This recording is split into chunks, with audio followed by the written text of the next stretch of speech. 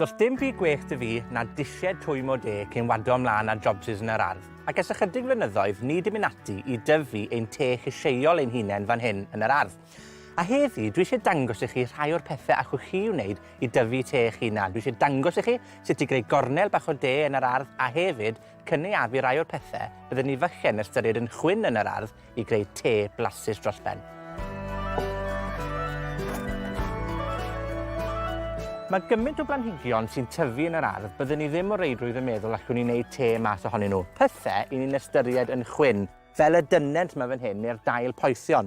Ond o ran eu cynaeafu nhw, maen nhw gyd gywir yr un peth. Na gyd sydd angen arno ni ydy par o fenig, yn amlwg os ydyn nhw'n mynd i bigo ni fel rhain, par o siswrn tocio sef ag awch iddyn nhw i wneud toriad glân a basged i gasglu'r cyfan ar ôl i cynaeafu.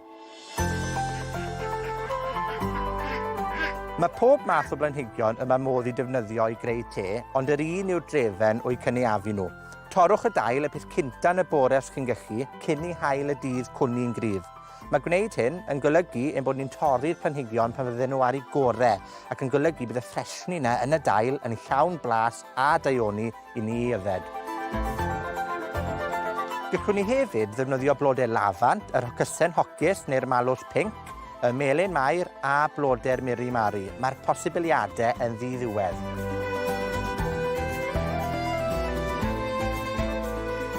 Wel, mae llon basged o bethau dy fi fan hyn yn barod fel allwch chi weld i greu te o bethau yn yr ardd. Ond un peth byddwch chi wedi sylweddoli bod fi heb gynaeafu eto yw'r mintys. A mae llwyth o fintys dy fi yn yr ardd, ond wy'n tyfu mintys mewn potiau.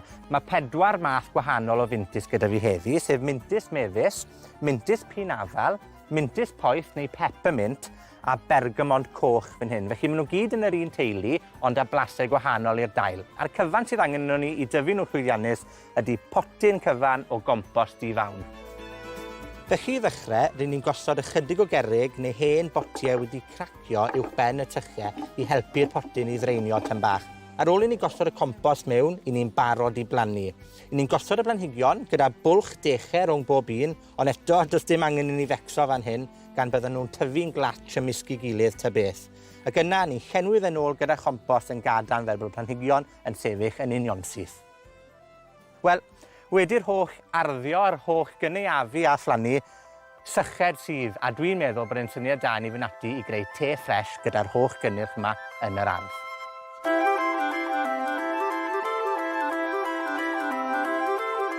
Mae popeth sydd angen yna i wneud te o mlaen i fan hyn, felly y cynnyrch ni wedi casglu yn yr ardd, pesl y morter i walu'r dail lawr i echdynnu'r sydd, a hefyd hidlydd te fel hyn, fel bod y dail bach ddim yn cwmpo oddi fewn i'r disgyl ei hunan.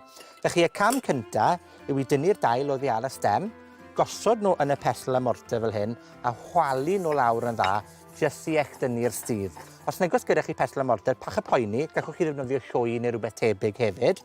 Gosodwch y dail wedyn yn yr hidlydd te fel hyn, ac wedyn dŵr berw am ei benne, fel bod e'n ystwytho, neu fel ni'n licio gweud yn y ffryn yma'n gellwng y te i roi.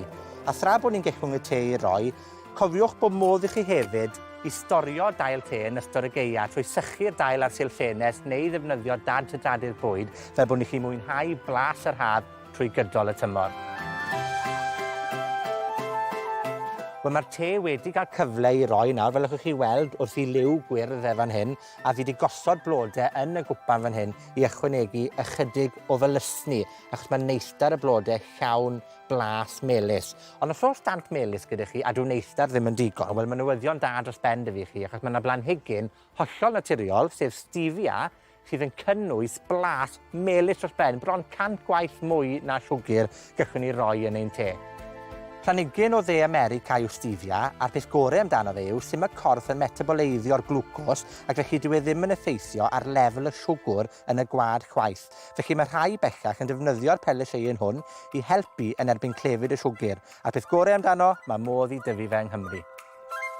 Wel, dyna chi cwpan llawn daioni o'r ardd. Siŵr gwybod o bethau da yn y dŵr yma fan hyn, sydd yn llesol iawn i ni iechyd ni hefyd. Felly, tro nesaf chi'n yr ardd a chi'n teimlo fel dwi eisiau bach o de, ewch i ôl dail bach o gwmpas yr ardd a trowch e mewn i de blasus hyfryd fel hyn. Wel, chi'n modd, a chai lapan am te ac yfed te trwy'r dydd, ond mae siŵr gwybod o bethe 'da fi wneud yn yr ardd, cyd i wechi fi glatio bant a wneud ni. Tan y tro nesa, hwyl am y tro.